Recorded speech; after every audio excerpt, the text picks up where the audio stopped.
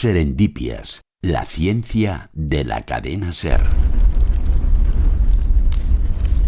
Hace 368 años, una chispa prendió en Edo, la actual Tokio. Durante 3 días, el fuego fue imparable y devoró más de media ciudad. Las construcciones de madera se llevaron la vida de más de 100.000 personas en un país que aprendió a construir temiendo a la naturaleza.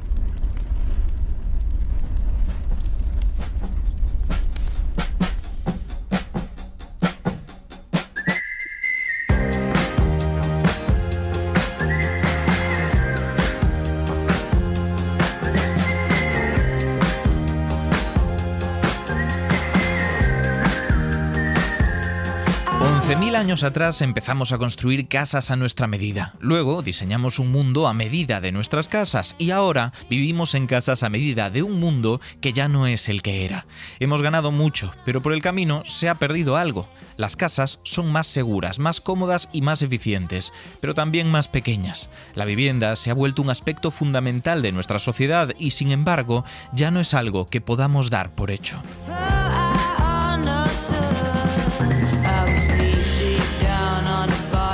Los primeros sapiens no podían haber imaginado las maravillas que hemos llegado a levantar, y no hace falta pensar en la ópera de Sydney o el Burj Khalifa. Pensemos en una casa con una planta, con un tejado impermeable, ventanas con rotura de puente térmico y un suelo casi perfectamente liso. El cálculo estructural, los nuevos materiales y la tecnología hicieron posible lo imposible, y en algún momento decidimos que podíamos condensarlo en 9 metros cuadrados y hacerlo pasar por progreso. Y no nos confundamos, el pasado no fue mejor, pero hemos normalizado pisos en los que un Homo erectus ni siquiera se atrevería a entrar.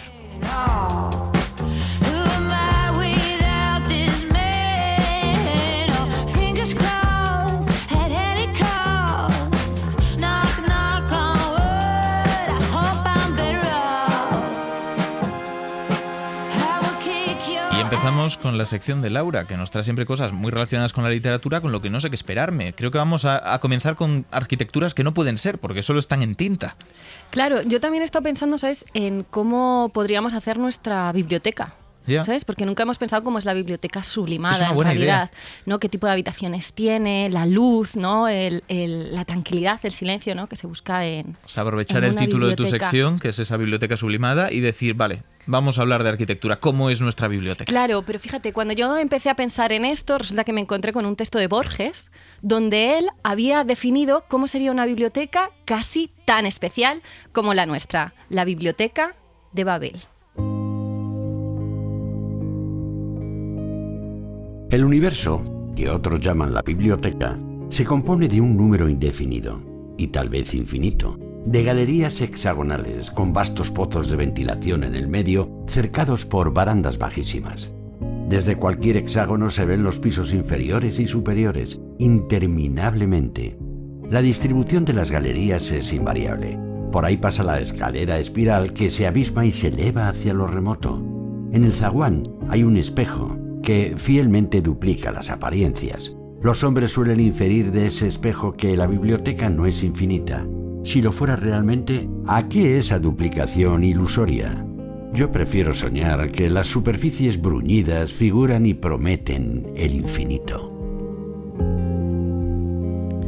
Qué bonito. Sí, es muy bonito y también es... Muy matemático, ¿no? Porque es- ya que nombra el infinito, tú aprovechas Yo y lo sí- cuelas. Hombre, yo siempre barro para lo mío, porque además, ¿qué es el infinito? No es un número muy grande, De hecho, no es un número. no es un número, no es un 8 tumbado, ¿no? Exacto. Es más bien es una idea, es aquello que no tiene fin, que no tiene un límite, que no se acaba. Entonces, ¿podríamos construir esta biblioteca en la realidad? Claro, no pones paredes y eso ya no tiene límite, es una opción. No, pero entonces no hay ni biblioteca. Bueno, Ignacio. según cómo lo definas. No, una Yo biblioteca tiro un par demasiado de libros, diáfana. claro. No, pero fíjate, el infinito sí que se ha abarcado desde muchos aspectos de las matemáticas, desde un punto que físicamente casi no nos cuesta imaginar. Por ejemplo, en matemáticas podemos hablar de infinitos que son más grandes que otros infinitos, infinitos que contienen infinitos. Entonces, tengo una pregunta y es si podría existir una biblioteca infinita, como la que ha escrito Borges, en un planeta como es la Tierra, que es finito. Ay, claro, qué bueno. No se me ocurre cómo, pero entiendo que sí, porque si hay infinitos más grandes que otros y... Claro, o sea, matemáticamente es posible. En matemáticas podemos definir conjuntos finitos, por ejemplo, un conjunto de 2 elementos, 2 es un número finito, y esos 2 elementos, uno de ellos es los números reales, que es un conjunto infinito, y el otro es los números naturales, que es los otro números conjunto reales infinito. y los números naturales, ¿qué serían? Para que lo entendamos. Pues los aquí. números naturales son el 1, el 2, el 3, el ¿Los de 4. contar? Los de contar. Y los números reales serían también estarían el 1, el 2, el 3, el 4, todos estos, pero también estaría el 1,0 no sé cuántos, vale. el 2, no sé O cuántos. sea que en un conjunto, en un grupete, tenemos todos los números de contar y en otro tenemos todos los números con decimales. Claro, pero esos a su vez están contenidos en un conjunto que es finito, que solo tiene 2 elementos. Claro, o que sea, hemos tenemos definido como C, un dos conjunto grupos. C. Pero dentro de cada uno de esos grupos hay una cantidad infinita de números. Sí, entonces las matemáticas permiten estas cosas que se nos escapan un poco de la razón. Pero físicamente, ¿es posible? Yo te diría que no. Lo que me pide el cuerpo es decir que no. Claro, físicamente no es posible. El planeta tiene unas limitaciones de espacio y no podemos construir algo que sobrepase ese espacio. Pero sin embargo, ahora te vuelvo a hacer, casi es una pregunta muy, muy parecida. ¿Podemos contener el infinito sobre algo finito? Contenerlo. Podemos contener el infinito sobre algo finito. Depende de qué sea ese algo infinito, ¿no? Porque ya que estabas hablando de los números, puedes hacer juego con eso. Si yo divido infinitamente algo... Sí, pero vamos a volver a la Tengo infinitas arquitectura, piezas. que es de lo que va Vale. este programa. ¿Podríamos contener alguna arquitectura finita en algo, o sea, infinita en algo finito? No se me ocurre. Me Vale, parece es imposible. que es muy complicado, pero yo te quiero traer al artista que yo creo que en España lo conocemos como Escher, aunque seguramente no se pronuncia en alemán para nada así, que logró atrapar el infinito en un folio. Y te quiero hablar Ahí está de el truco, dos ¿no? arquitecturas que son imposibles. Pero lo ha hecho en un folio. Lo ha hecho en un folio. Que si no tendríamos resuelta la crisis de la vivienda. O sea, casas con un espacio infinito dentro, pero fuera... Pero en un folio, sí. Todo esto conteneditas. él lo ha atrapado en un folio en maneras de Vale. dibujos de arquitecturas. Una de ellas se llama la escalera de Penrose. ¿Vale? Esta escalera recorre 4 paredes de un edificio por sus laterales y la impresión es que siempre está subiendo. Es una escalera que siempre sube o siempre baja, dependiendo un poco La de cómo lo dirección en la mires. que vayas. Pero sin embargo, estos 4 lados de la escalera por las 4 paredes están unidos. Ah, En realidad, si te fijas... o sea que no estás subiendo a ningún sitio, estás volviendo a donde empezaste. Todo el Claro, rato. es una escalera que te atrapa en el infinito. Parece que siempre sube, pero no sube hacia ningún O sea, sitio. Estás atrapado en un cuadrado, dando Para vueltas en un imaginarlo patio. como si fueran unas escaleras alrededor de un faro de base cuadrada. Eso Entonces es. vamos subiendo, vamos por uno de los laterales, seguimos en el siguiente y al acabar ese cuarto nos damos cuenta de que a pesar de haber estado subiendo, tal vez estamos en el mismo En el escalón mismo que empezamos. sitio, estás atrapado en el infinito, pero sin embargo si lo miras sí que da la impresión de estar subiendo. También hay otra obra también que tiene que ver con la arquitectura, que es la cascada. En este caso lo que se ve es un acueducto en forma de zigzag donde pues va el agua. ¿Vale? Ujú. Entonces hay un molino que empuja como ese agua, pero ese agua no sube ni baja, va como en el acueducto de manera plana. Tú lo Ujú. único que ves es que el agua se está alejando. Pues cuando el agua llega al final de ese camino, cae y resulta que cae al inicio otra vez del molino. Ah, Entonces, hay una sensación rara primero, de que las cosas caen cuando no estaban subiendo, cuando han parecido que siempre Claro. estaban en el plano, y al mismo tiempo que caen al inicio cuando se estaban alejando. También hay como una rueda infinita. claro, está jugando con la perspectiva, con las limitaciones que tiene nuestro ojo para interpretar lo que hay en el papel. Claro, ahí es donde yo ahora iba, que me lo has reventado. Lo Ay, que te vaya. quería decir es que estas imágenes lo que pasa es que nos están engañando. Hay un engaño al cerebro que viene precisamente de la perspectiva. O sea, esto en la vida real no lo podríamos hacer porque lo que nos están haciendo es mentirnos. Esas imágenes nos están mintiendo para tener esa sensación de que algo infinito, que no se acaba nunca, está contenido en ese espacio que es un papel y unas arquitecturas que jamás podríamos imaginar. Qué bonito. En cierto modo podríamos decir que el dibujo en este aspecto está más cerca de las matemáticas porque ambos juegan en ese mundo de posibles infinitos y de arquitecturas imposibles que la propia arquitectura, que estaría en un mundo absolutamente real, No, claro. contenido por las limitaciones. No, y si yo le digo a la gente que nos está escuchando que si un arquitecto les promete que les va a hacer una casa con una escalera infinita o una cascada que se retroalimenta sola, pues que sospechen, porque yo creo que está viendo un engaño de perspectiva, les está mintiendo. Enseñando cosas prácticas aquí en Serendipias, ¿no? Hombre, Trucos para comprar casas. Trucos para comprar casas. ¿Cómo se llama el vendedor? ¿Se llama Escher? Claro, se llama Escher, no se fíen de él. Escher, lo hemos intentado buscar antes en alemán.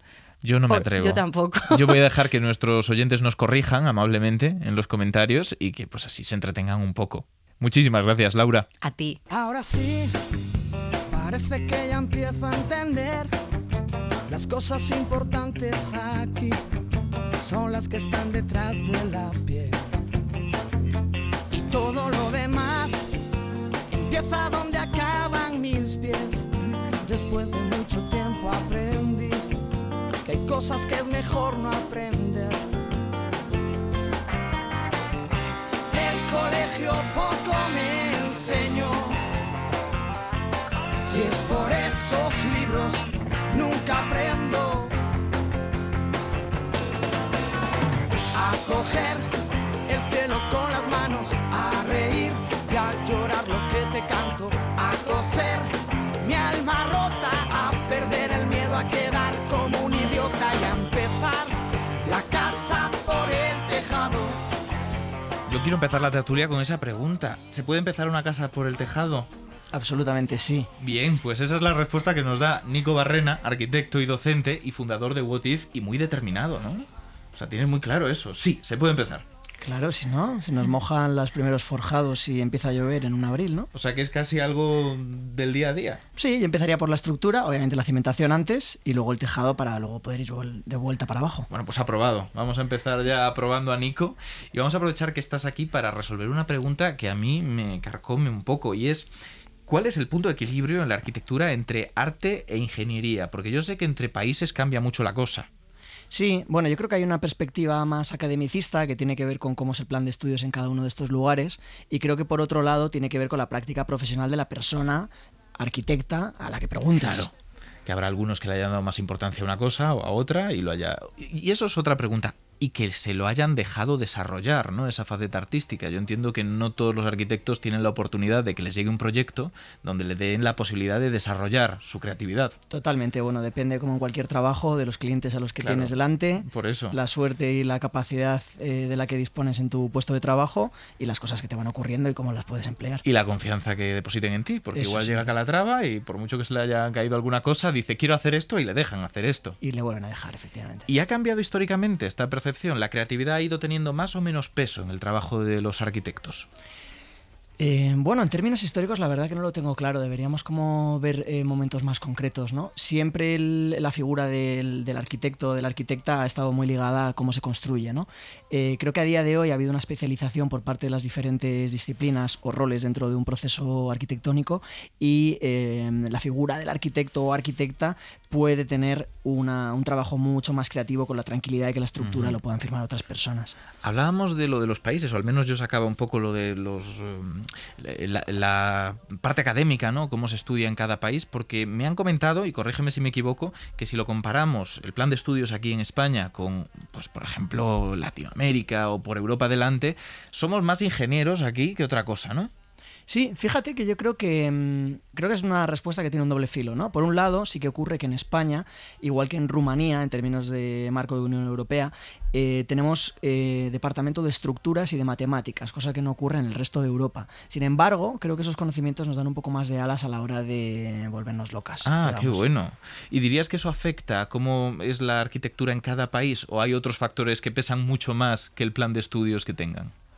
Bueno, absolutamente. Yo creo que el desarrollo creativo de los países del Mediterráneo vienen de alguna manera marcados por los diferentes contextos de crisis que ha habido en las últimas décadas, y en cambio si nos vamos más al norte, nos vamos a Escandinavia, esto no ocurre tanto y se centra más en el confort térmico que en nuevas divergencias creativas. Tengo una pregunta que hacerte en esta línea, porque estamos un poco con el pique, ¿no? De si ingeniería, si arte, porque, bueno, pues lo pide el cuerpo, pero Claro, yo estudié medicina y a los médicos nos miran desde el resto de carreras científicas un poquito por encima del hombro porque, bueno, es una ciencia, pero de aquella manera es muy aplicada. ¿Cuál es vuestra relación con otras disciplinas? ¿Os sentís, por mucho que el plan de estudio sea así, muy científicos o sentís que estáis en otro mundo? Como decía antes, yo creo que depende de la práctica profesional que tenga la persona que haya estudiado arquitectura a la que le preguntes, ¿no? Pero bueno, yo creo que en el trabajo, en la figura del arquitecto, no dejamos de tener un rol de mediación entre otras disciplinas, ¿no? Entre la persona que te alicata el baño, la persona que te calcula la estructura o que te la instala, la persona que te hace el cálculo geotécnico del lugar. En definitiva, hay un ejercicio de mediación entre diferentes disciplinas técnicas y el punto de nuestro rol desde la perspectiva arquitectónica tiene que ver con ligar todo eso con un poquito de creatividad, ¿no? Como si fuésemos una bruja con un caldero mezclando un montón de ingredientes técnicos en este caso. Todo esto suena precioso, pero me da la sensación de que cuando pensamos en casas, en edificios de nuestro entorno, solemos vivir algo parecido a esto. ¿Quieren ver el piso de arriba? Sí, por supuesto. ¿Esta es la habitación de matrimonio? Correcto. Oh, vale. ¿Qué tal la parte de arriba, Peque? Me gustaba más nuestra casa. No, tienes que olvidarla, cariño. Vaya, esto está atascado. Puede ser por la humedad. Llovió la semana pasada. Pues, no sé. Pero bueno. Todas las casas que nos podemos permitir son así. Y esta es la menos cutre que hemos visto. Así que a lo mejor... A lo mejor. Muchas de estas casas provienen de... Nos quedamos con la menos cutre que vemos, por lo general. Las opciones no son muchas, ¿no? Sí, la verdad es una pena. He intentado controlarme durante los últimos años en ser lo crítico que solía ser cuando era un poco más jovencito, pero creo que la disciplina arquitectónica ha ido perdiendo responsabilidades desde la crisis del 72, ¿no? En el 72 cae Pruitt y Gow en San Luis y parece que la arquitectura solo tiene que ver desde el posmodernismo con la estética, los formalismos y ciertas condiciones, ¿no? Cuando la arquitectura realmente tiene que ver con esto, ¿no? Con los cambios morfológicos de las ciudades, con que los locales comerciales se conviertan en viviendas, con que el precio del parque inmobiliario sea absolutamente demencial, con que no haya un parque inmobiliario público, con una serie de condiciones que deberían tener que ver con nuestro trabajo y que no ocurren, y que la consecuencia directa y más inmediata de esto es que cuando vamos a buscar una casa para alquilar en Idealista el precio sea como el triple de hace 5 años. Que en este caso hemos escuchado un fragmento de Poltergeist. Por suerte no hay fantasmas en la mayor parte de casas que están a la venta, pero sí que nos encontramos con este problema. Y claro, eso me lleva a intentar pensar un poco en el futuro, y hemos preguntado en la redacción cómo se imaginan nuestros compañeros de la SER el futuro de las viviendas.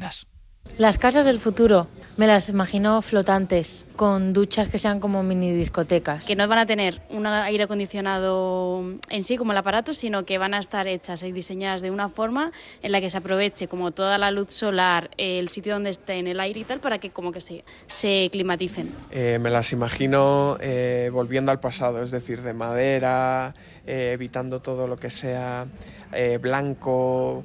Van a querer volver a tonos así más marrones. Que va a haber más superficie de ventana que de pared. Yo me las imagino con muchas plantas en la fachada para mantenerla fresquita. Que van a ser cada vez más hormigón, más estructuras, más funcionales y para poder meter a más gente, porque no hay casas en España para toda la gente que hay que meter. Ojo lo de las plantas en la terraza para el cambio climático, que es lo que hemos escuchado en este caso.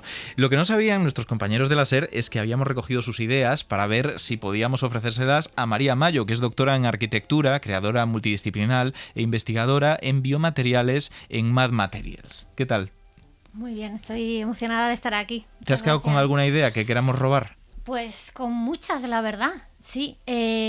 Creo que no está reñido el futuro con esta condición de volver al pasado. De hecho, yo en mi práctica estoy volviendo a usar pegamentos como cola de animal, cola de conejo, ¿no? Como aglutinantes, o incluso cal, que es un material que es ciclo de carbono cero en sustitución al cemento. O sea que hay una vuelta al pasado. Hay, yo creo que también una mayor interés por lo confortable, por las situaciones de rodearnos de cosas más naturales y quitar tanto plástico, las moquetas, todo eso afecta a nuestro bienestar. Entonces creo que ya hay desde muchos estamentos una responsabilidad en cuanto a que el plástico es algo que debemos de usar en pequeñas cantidades. Claro, una arquitectura más sostenible. Y has dicho algo Sí. que me ha gustado mucho, porque es que no tiene que estar reñido necesariamente con el pasado, y eso es el pie perfecto para presentar a Néstor Marqués, que es arqueólogo, divulgador del proyecto Antigua Roma al Día, y ha tenido a bien venir aquí para ofrecernos un poco de perspectiva histórica. Pues sí, salvo Ignacio. Es verdad que el pasado ya dice mucho de cómo somos ahora, y en la arquitectura, por supuesto, esto también es así. Y ha habido una de las cosas que nos decían los compañeros de la SER que me ha parecido súper interesante, y es el no tener aire acondicionado, sino que la propia casa se airee de tal manera que aproveche bien su disposición, y eso me lleva totalmente a la antigua Roma, porque es que los romanos ya construían de esta manera, ¿no? Aire acondicionado no tenían. Claro, estaba a claro. ver, conectar, no podían conectar la máquina a ninguna parte, pero sí que construían sus casas de tal forma que las corrientes fueran las que airearan la casa, pero ojo, no solo sus casas, es que sus propias ciudades. Las ciudades se construían, sí, norte, sur, este, oeste, los ejes cardinales que los tenemos en Vitruvio, Cardos y Decumanos, pero se nos dice siempre que girando esos ejes con respecto a los vientos dominantes para que en las calles siempre corra una buena brisa, que las airee, y que, bueno, lo hacían por unos motivos que son en parte médicos y mágicos también, que es eliminar las pestilencias, que eran esos aires ponzoñosos que se quedaban acumulados y que ellos pensaban que eran el origen de las enfermedades, con lo cual eso ya es muy, muy romano y muy actual. Sí. Y también no solo los romanos, sino también las termitas, o sea, los termiteros, la naturaleza, es una fuente de sabiduría, y creo que históricamente el ser humano se ha ido alejando de la naturaleza, ¿verdad? Y ha supuesto que la tecnología era opuesto ¿no? y a la innovación, y no. El futuro para mí es biotecnológico, entonces es volver a fijarnos en esa sabiduría. Y por ejemplo los termiteros tienen un aire acondicionado también, tienen unos conductos de aire y un montón más de estructuras de la naturaleza también. Pues quiero preguntarte por eso, ¿qué ejemplos nos puedes dar de biomateriales, de materiales inspirados en ese mundo biológico? Hay dos materiales que me parecen, no solo el futuro, sino el presente. El micelio, que es la estructura ramificada que crece bajo tierra en los bosques, ¿verdad? Y que da como fruto o floración las setas. Que son hongos. Que son sí, hongos, claro. sí, ¿vale? Pues eso que hay por debajo, que crece, es un material increíble, es como un rizoma, ¿vale? Como crece en una estructura caótica, pero tremendamente resistente. Entonces podemos aglutinar residuos de la agricultura, como el cáñamo triturado o paja, etcétera, generar bloques que son ignífugos, hidrófugos, son aislamientos térmicos, absorbentes acústicos, por ejemplo. Y no solo eso, sino que el micelio aéreo, que se llama cuando crece sin sustrato, que parece como un algodón, eso si lo recoges y lo prensas, genera un cuero. Entonces, en vez de tener un cuero animal, que ese animal ha tardado muchos años, ¿no?, en crecer, ha consumido pastos, territorio, ha emitido gases, tenemos en un laboratorio un cultivo de un hongo y eso está ya sustituyendo en la industria de la moda, que sabemos que es altamente contaminante, o sea, las industrias más contaminantes pues son la moda, pues, y después la arquitectura, también y la construcción. Entonces y luego las algas, o sea, reino fungi y reino protista, que son las algas. Hay fachadas de algas, que una compañera de la SER hablaba de vegetal. La vegetación tiene increíble que nos supone inercia térmica y hace que los interiores sean más fresquitos y aporta, y por supuesto hace la fotosíntesis y tal. Pero las algas, las microalgas, también pueden hacer la fotosíntesis y están trabajando en fachadas ya en este presente, generando electricidad, energía.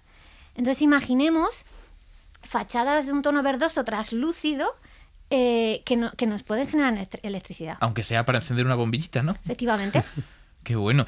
Me estoy imaginando a los romanos en esta situación porque dentro del ideario popular, aunque no sea la realidad, los imaginamos como esos primeros grandes ingenieros que se apartan de la naturaleza para obtener soluciones que tienen ese aire ingenieril. ¿Cómo crees que verían lo de volver a la naturaleza? Fíjate, justo es lo que yo me estaba planteando un poco, ¿no? Cuando decías, hablabas de un poco ese reciclaje o esa forma de sostenible de volver a la naturaleza, y estaba pensando, los romanos eran totalmente lo contrario. Por eso. Eran los más derrochadores. De hecho, talaron una cantidad de bosques tremenda, que de hecho, se cree que hay una deforestación tan grande que llegó a afectar al clima a finales del imperio, ¿no? En el Bajo Imperio Romano. Y luego me estaba acordando también, por ejemplo, de cómo el comercio hacía que las ánforas que llevaban vino, aceite, salsas de pescado, no se reutilizaban, se tiraban en un vertedero y así se creó el Monte Testacho, que es un monte de 26 metros de alto y 1 kilómetro de diámetro, hecho solo con millones y millones y millones de ánforas, que sigue existiendo, ¿no? Entonces, al final,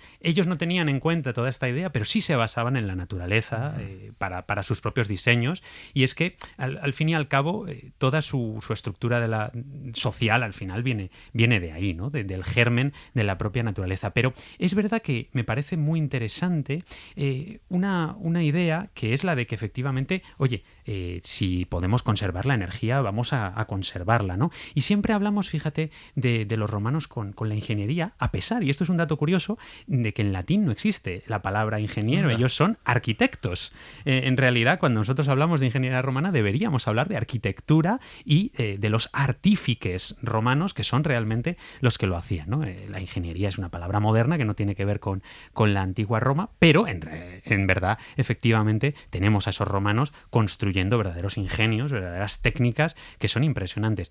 Una cosa sí que es importante, no es lo mismo la ciudad eterna, no es lo mismo la capital del imperio, Roma, que una ciudad de las provincias, vete tú a saber, Segovia, que yo soy segoviano, en el medio de la meseta allí al sur, de la meseta, bueno, pues allí no se pueden tener los mismos materiales que en la ciudad de Roma, no se pueden usar las mismas cosas. Y en eso los romanos eran muy adaptativos y a mí me parece súper interesante. Imagínate un acueducto construido con hormigón, con ladrillo, que eran los materiales más apreciados en ese momento, imagínate, principios del siglo II, ¿y qué hacemos en Segovia? Construimos un acueducto de granito, que yo me imagino un romano de la capital viniendo y diciendo, madre mía, estos pueblerinos que están construyendo aquí con granito en vez de con hormigón, ¿no? Pero, oye, se adaptaban al medio, se adaptaban a la naturaleza que tenían alrededor, y para mí eso es muy importante también. Sin duda, porque puede parecer que desde entonces todo ha ido mal, que fuisteis, y te incluyo, yo creo que es casi un honor, ¿no?, que te considere un romano, pero que fuisteis los primeros en empezar a desviaros de esa línea natural que decíamos,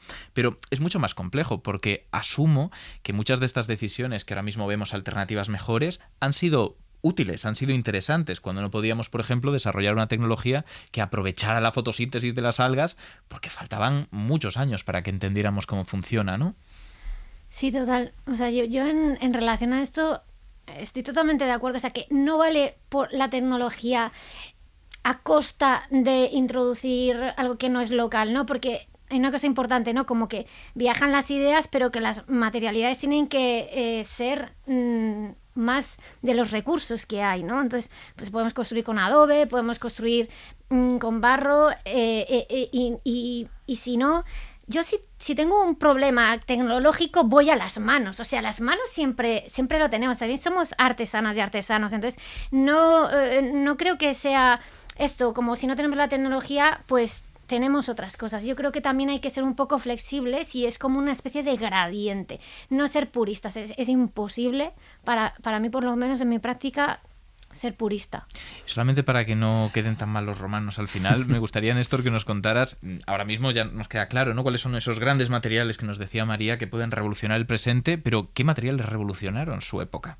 Bueno, yo creo que en la antigua Roma hubo muchos inventos en ese sentido. A ver, está claro que si algo conocemos todos es el hormigón romano, el Opus Caementicium, que fue una verdadera revolución en la construcción en el mundo, pero es verdad que más allá de ese gran material que es increíblemente importante, tenemos otros. Por ejemplo, estructuras como el Opus Craticium, que es literalmente una especie de pladur. Es la forma que tenían los romanos de construir muros muy ligeros con los que poder hacer una planta superior en sus casas con una distribución totalmente diferente a la planta inferior, ¿no? Eso lo tenemos muy bien conservado, por ejemplo, en Herculano, que se conservan esos segundos pisos y son estructuras de madera como en rejilla rellenas con pequeñas piedras, ¿no? Con argamasa también o con mampostería. Y luego, por ejemplo, yo creo que hay una revolución que es fundamental y está por encima de todas, que es la de tapar los huecos por los que puede entrar el aire. El frío, por ejemplo, o el calor. Es la forma de tapar las ventanas. Tenemos un invento que es el aprovechamiento del lápiz specularis, que es un yeso que se corta muy fácilmente en lajas, claro, sí, lo he visto, y que la producción más importante de todo el mundo romano la tenemos en la zona de Segóbriga, en la zona de Cuenca, y que por eso esta ciudad cogió tanta importancia. Es verdad que les fastidiaron el chiringuito, porque en el siglo I antes de Cristo, en Oriente se inventó el vidrio soplado, que para mí es la revolución más grande de la antigüedad, prácticamente. Ese invento empezó a avanzar a lo largo del siglo I después de Cristo y les fastidió el negocio. Claro, a los segobricenses se les cayó totalmente. Ese yeso traslúcido ya no era lo más. No está mal, pero claro, con un vidrio soplado tú puedes hacer unas ventanas mucho más grandes, más baratas, y ojo, esto llega hasta el punto de que en el siglo III encontramos vidrio en Segóbriga. O sea, ellos mismos dejaron incluso de creer en su propio yeso, adoptaron el vidrio también, y es que, claro, te protege de todas las inclemencias y es la forma más tecnológicamente avanzada de aislar tu casa. Qué bueno. También. Es una revolución. María, te voy a hacer una última pregunta, porque creo que ya que estamos mirando al futuro y que tú sabes de esto más que nadie en la mesa, que es el futuro de los biomateriales, me gustaría que nos dijeras rápidamente cómo imaginas el futuro de la arquitectura, cómo te gustaría que fuera. Pues yo, como he dicho antes, lo imagino más cercano a la naturaleza, en morfología, en lógicas estructurales también, porque yo no considero que haya una diferencia entre porque los árboles tienen una estructura increíble, las raíces. De hecho, Gaudí se basaba mucho en este tipo de formas, ¿no? Y luego me imagino eso, usando materiales, por ejemplo, también la cáscara de huevo, que es carbonato cálcico, que es un nutriente para el planeta. O sea, como que ni siquiera generamos residuos. En la naturaleza no hay residuos. Lo que es un residuo para un organismo es un alimento para el siguiente. Entonces, que nosotros como especie, nosotras, podamos, todas las creaciones que hagamos, que puedan ser reutilizadas en nuestra propia práctica o en el propio sistema planetario. Que la arquitectura entre en el ciclo de la vida. Efectivamente. Pues muchísimas gracias a los tres. A ti. Gracias a ti. Gracias. Serendipias, con Ignacio Crespo.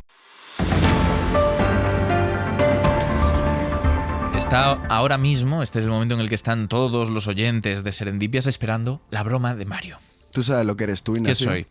Tú eres un divulgador como una casa. Pues me alegro. Porque, ¿Pero lo pillas? Sí, y por una porque vez... el programa va de arquitectura, y por de una casas vez, y tal. tus bromas con juegos de palabras son positivas. Claro, y no me atacan. Pero si yo te aprecio mucho, me siento Ignacio, tú atacado lo sabes. por tu humor. Me parece que tienes la piel un poco fina. Pero Venga, bueno, vamos a empezar. Vamos con las noticias. Te voy a contar que en la Luna podrían construirse casas hechas con pis. La verdad es que te meas, ¿eh? Sí, ¿Te meas mucho. o no? Sí. Ya Bueno, lo estás cogiendo demasiado. un estudio de la Agencia Espacial Europea demostró que la urea, el principal compuesto de la orina, podría hacer que el material utilizado en la construcción de viviendas lunares, el geopolímero lunar, sea más maleable más maleable antes de endurecerse y adoptar así su forma definitiva. Es decir, se utilizaría la orina como plastificante, solucionando así el gran problema de la escasez de agua en la Luna, que agua en la Luna pues no hay. No, y preocupa a todo el mundo. mundo. Mucha, no hay en abundancia. Es un gran digamos, problema, ¿no? sí. Los investigadores probaron esta mezcla en una impresora 3D y comprobaron que se podía moldear fácilmente y que soportaba pesos encima hasta 10 veces superiores al suyo. Me parece una de las funcionalidades más espectaculares del PIS, no me lo esperaba yo. A mí me parece pamear y no echar gota. Y ya está, no tengo más. De seguro que no tienes tengo más. No hay más. Que ya no me fío. Esto es todo. No sé si quiero pedirte la segunda noticia. Sí, te va a gustar. ¿Me prometes que no hay más? Te prometo que no hay más. Venga. Te voy a dar un titular. Te voy a hablar Dámelo. del edificio mortal. Vale. ¿Cómo te quedas? El edificio asesino, si Sorprendido. lo prefieres, ¿no? Bueno, resulta que hace 10 años se construyó un rascacielos en Londres que informalmente se lo llamaba el walkie-talkie, que al reflejar la luz fundió las piezas de un coche aparcado en una calle cercana.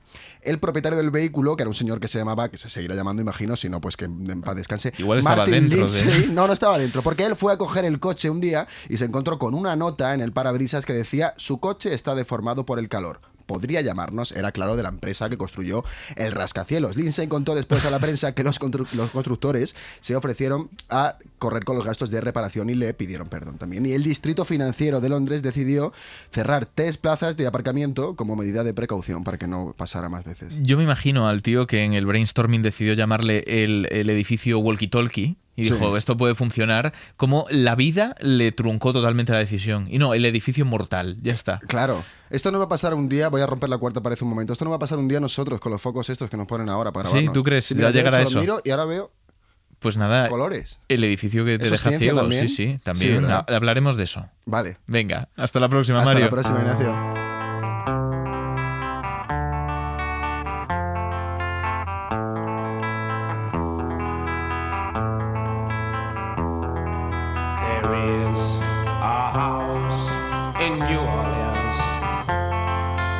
cold rising sun.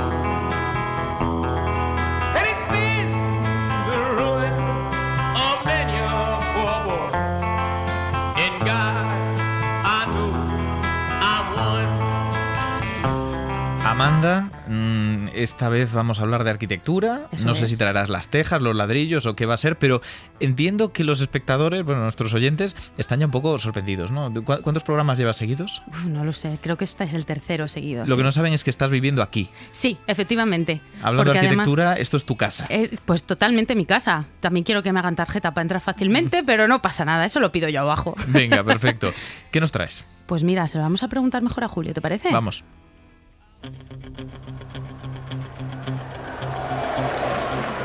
En la esquina roja, el coloso que sostiene los mismísimos cimientos de nuestra civilización. Un titán que trabaja mejor bajo presión. Inquebrantable, indestructible, con puños de piedra, arena y grava, fraguados en el calor del combate. Se ha vuelto más duro con los años, enfrentándose a hielo y fuego. Con ustedes, el maestro del caos estructural, el hormigón. Es la vez que más épicamente he visto enunciado el hormigón. Hombre, claro. Tampoco había mucha competencia, ¿eh? También te digo, pero bueno, ¿cómo lo íbamos a hacer si no? Bueno, es verdad que si uno va a arquitectura, el hormigón es imperecedero. Eso es. De hecho, yo te voy a preguntar, ¿qué es el hormigón?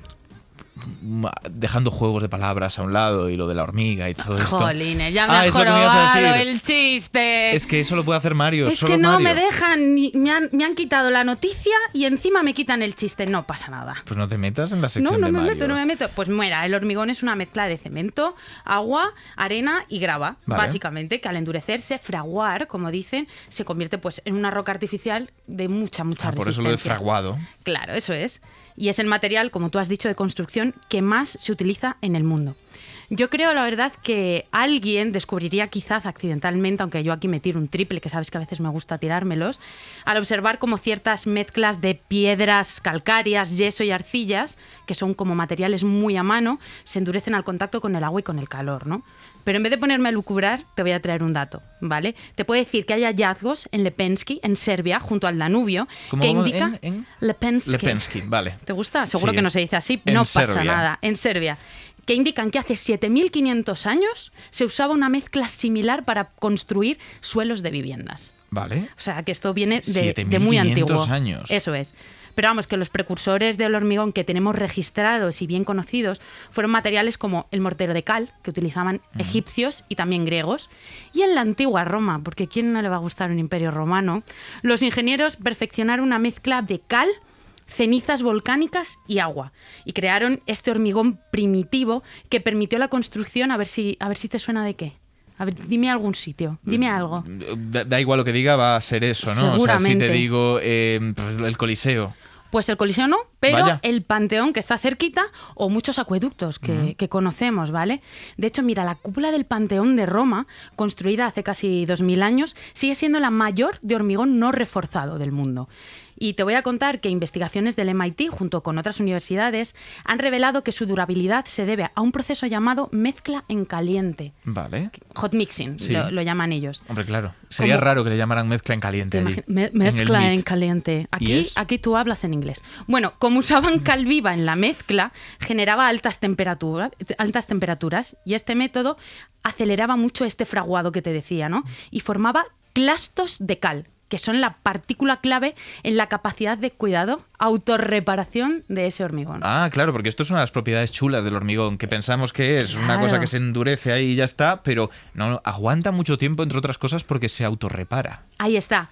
Entonces, cuando caía agua, ¿vale? Cuando ha ido cayendo agua o humedeciéndose, estos clastos forman carbonato de calcio y van sellando estas grietas. Entonces, por eso están durando tanto, ¿vale? Claro, qué bueno. Solo que con la caída del Imperio Romano, ¿tú qué crees que pasó? Pues que supongo que se perdió un poco la técnica. Eso es, se fue perdiendo la técnica, pero tanto que realmente no fue hasta el siglo XIX cuando se vuelve a redescubrir el hormigón realmente con la invención del cemento, el cemento Portland, que es el que realmente utilizamos más, ¿no? Y esto pues revoluciona toda la construcción moderna. Y te voy a hablar de alguien que también le encanta ser el niño en el bautizo y el muerto en el entierro. ¿Quién? Thomas Edison. Ah, también estaba en esto. Claro, él de hecho patentó un tipo de casas prefabricadas todas con hormigón. Paredes, techos, pero hasta muebles. O sea, solo que no le fue muy bien, ¿eh? Él tiene como 1000 patentes, pero esta no fue la que mejor le fue, ya te digo. Bueno, igual triunfaba en el presente, ¿eh? ¿Tú crees? Si consigue casas baratas. Rollo brutalismo, además. Por eso. Sí, bueno, pues le quedaba todavía un ratito para Un estar ahí. adelantado. Y bueno, el hormigón está yo creo que en todas sus formas, ¿no? Conocemos el hormigón armado, que está reforzado con acero, que aumentó su resistencia estructural, o el hormigón pretensado, que este es el que se utiliza mucho en puentes, y también el hormigón translúcido, ¿te suena? No. Pues mira, esto es algo que se está haciendo ahora, son como innovaciones que se mezclan con fibra óptica, entonces se consiguen unas placas muy finitas de hormigón y se transluce la luz. ¿Cómo te quedas? O sea, que puedes ver un poquito a través. Puedes ver a través. Me parece flipante. Pero bueno, te he estado hablando antes de que el Panteón se podía autorreparar.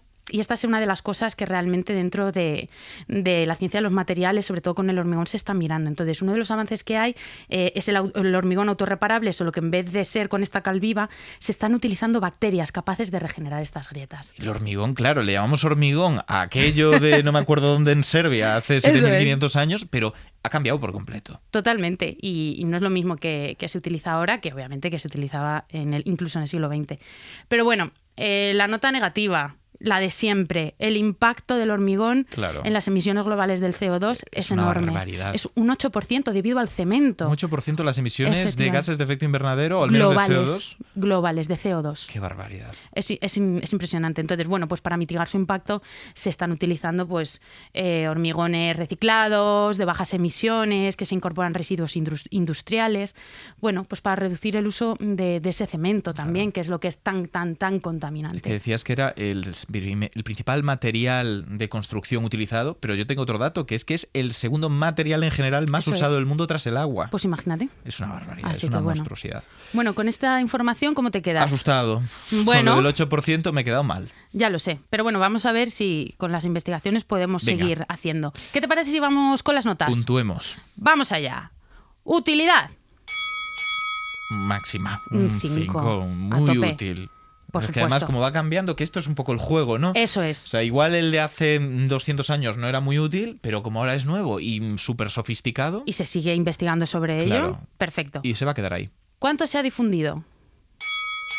Un montón, no tanto como quería Edison. Aquí vamos a tener a lo mejor debate. Yo, ¿Sí? como viene desde el Imperio Romano, yo diría que un 5, que se ha difundido un montón, pero es verdad que ha cambiado y ha variado. No, lo sé. pero se ha difundido. Se ha difundido porque ha sabido reinventarse. Eso es. Pues venga, como Cher, un 5. Coste.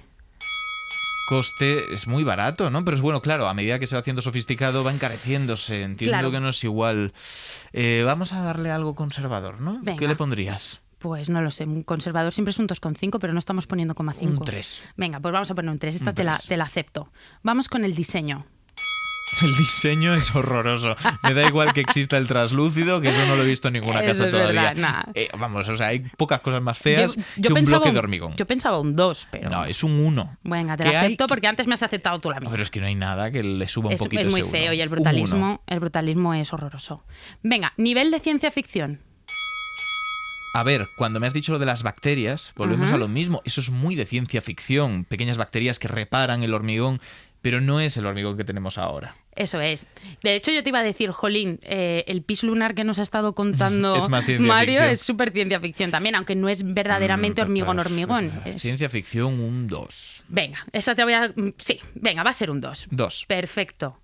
Vale, en 16 entre 5... 3,2. 3,2. Le ponen por debajo de la síntesis química, por debajo ¿seguro? de la síntesis química, que tenía un 3,4. O sea, y como teníamos al microondas y al barco en tercer lugar, quinto puesto, por encima del reloj. ¿Y cuáles tiene por debajo? Tiene el reloj, tiene el vinilo y tiene la industria lítica. Bueno, la industria lítica por debajo del cemento. Bueno, el hormigón. No está mal. No está mal. Lo del reloj me sorprende más. ¿Te ha gustado? Claro, si no lo hubiéramos analizado, cualquiera diría que el reloj está por encima. Quizá lo hemos subestimado el reloj, puede ser. Puede ser, ya lo replantearemos. Por ahora, esto es lo que hay. Oye, la próxima la abre latas, ¿te parece? Lo intentamos. Venga. Muchas gracias. Gracias a ti. Moure oye voces.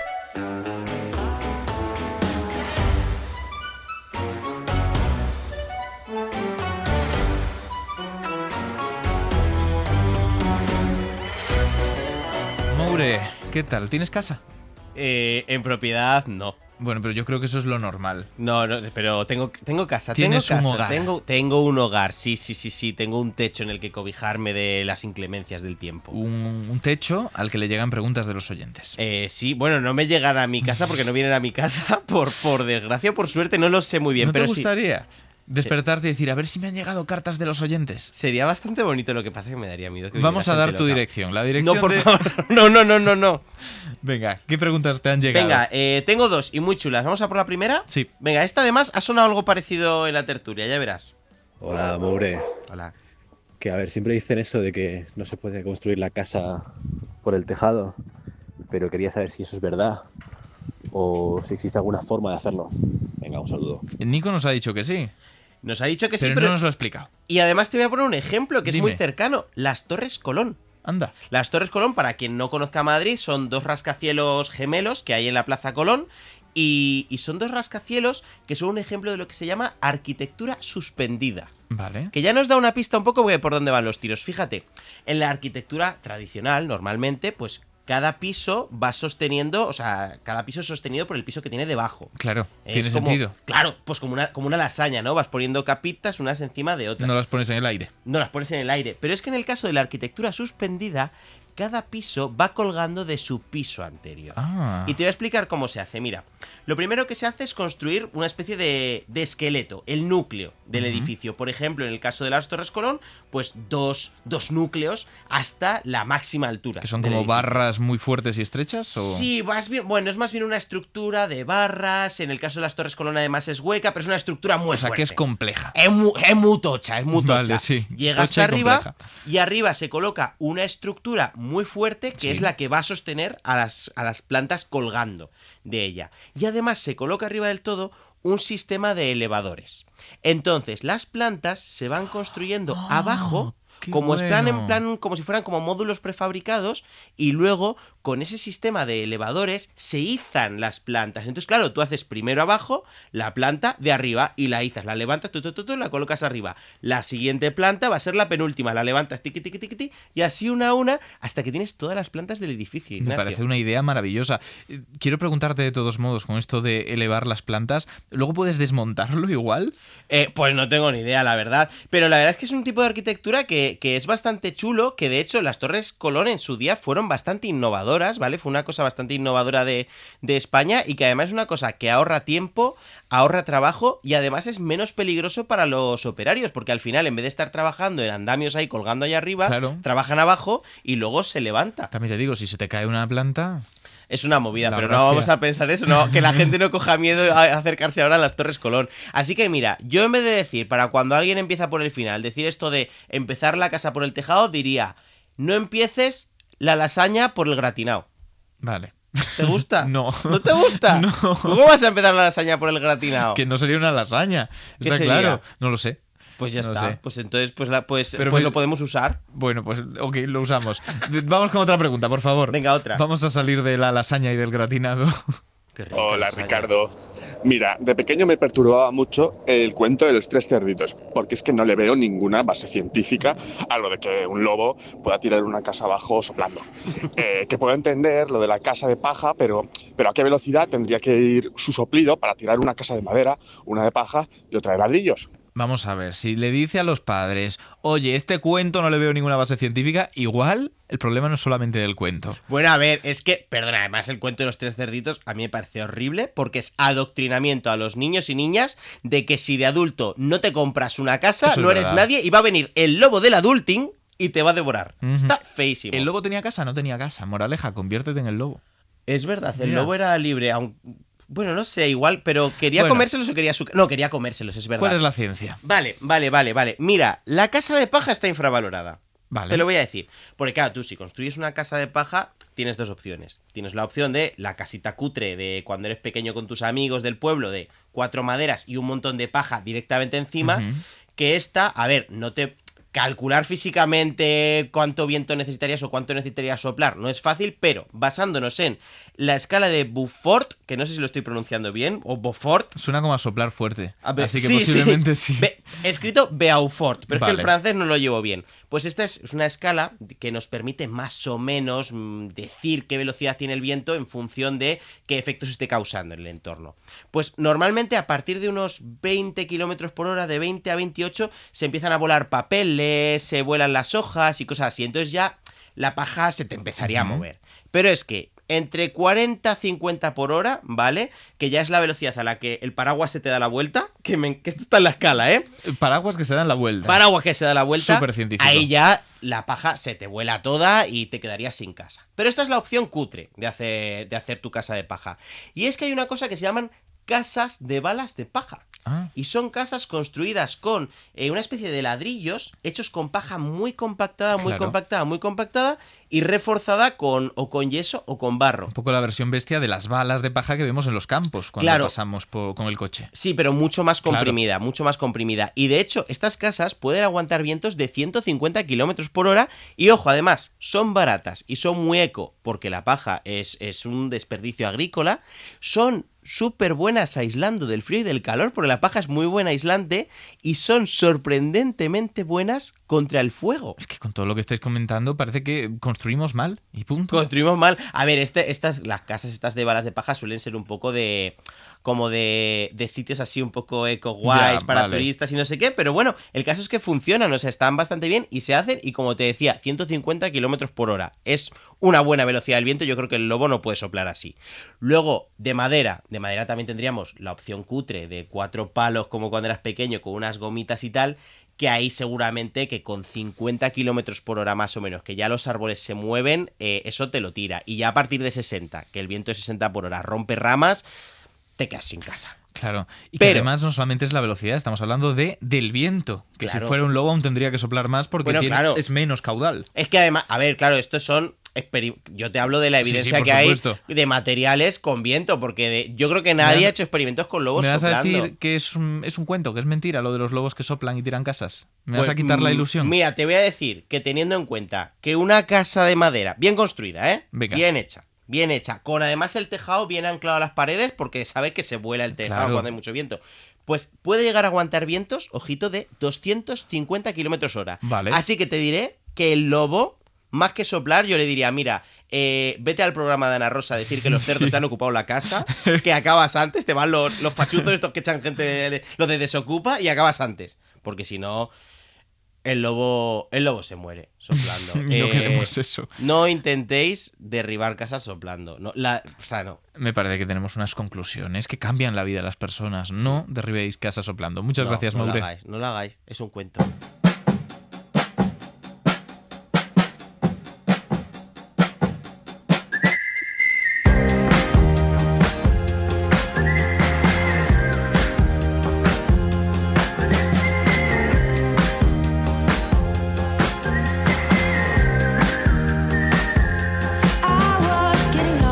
Cavernícola significa estrictamente que habita cavernas. Sin embargo, nosotros lo hemos empezado a utilizar para referirnos a nuestros ancestros. Era tan importante que no vivieran en casas que las cavernas se han convertido en un distintivo popular. Todavía sobrevive en nuestras mentes esa caricatura vestida de leopardo con un garrote y el entrecejo poblado en el umbral de una gruta. Porque éramos humanos antes de construir nuestras primeras casas, pero había algo profundamente distinto en nosotros como especie.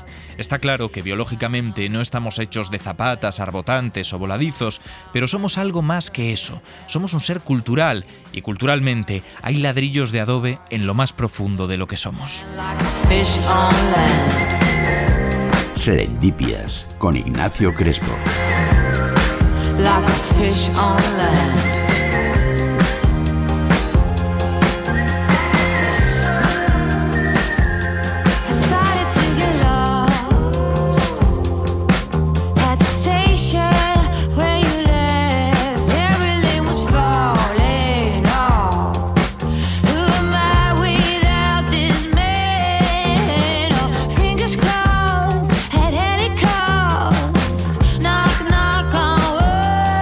Hope I'm better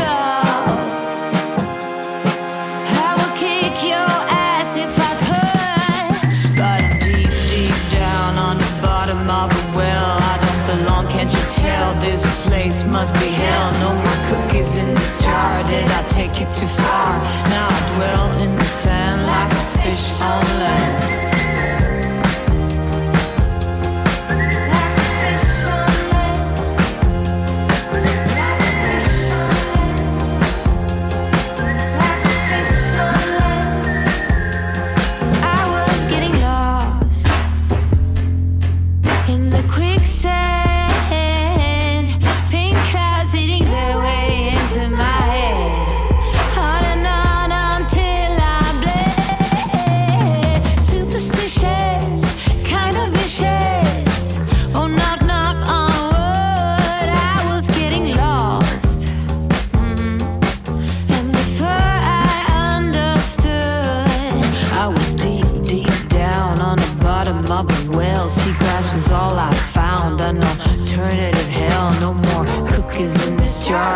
Take it too far, now I dwell in the sand like a fish on land. But I'm deep, deep down on the bottom of the well.